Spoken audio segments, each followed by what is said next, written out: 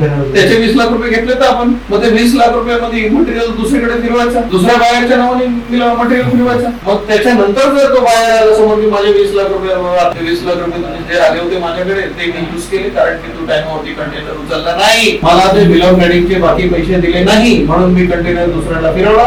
आणि समजा ऍडव्हान्स दिलेच नसतील, तो पैसे देतच नाही, द्यायला तयारच नाही, तरी मी बिल ऑफ lading दुसऱ्याच्या नावाने फिरवू शकतो आणि दुसऱ्याकडनं पैसे घेऊ शकतो. दुबई अशी कंट्री आहे की जिथे बिल ऑफ lading डायरेक्टली बायरला पाठवायचा नसतो. तर दुबई सारख्या कंट्रीमध्ये without payment advance business route नाही तर ते पूर्ण लॉस नाही. ओनियन, कांदा हे जे पेरिशेबल गुड्स आहेत ते पेरिशेबल गुड्स सोडून तुम्ही दुसरं काहीतरी एक्सपोर्ट करू शकता. नॉन पेरिशेबल गुड्स एक्सपोर्ट करू शकता. त्याला फुल कंटेनर लागत नाही, फुल कंटेनर लागत, त्याला जेवढी जागा ते कव्हर करणार कंटेनर मध्ये तेवढंच भाडं भरावं लागेल. तसे ऑप्शन्स आहेत ना. कॉलेज किंवा बिझनेस सोबत 2 महिन्यांचा गव्हर्नमेंट सर्टिफाईड कोर्स सुद्धा करू शकता. हा कोर्स केल्याने तुम्हाला 100% प्लेसमेंट सोबतच प्रत्यक्ष अनुभवातून गव्हर्नमेंट एक्झाम साठी सुद्धा मदत केली जाणार आहे.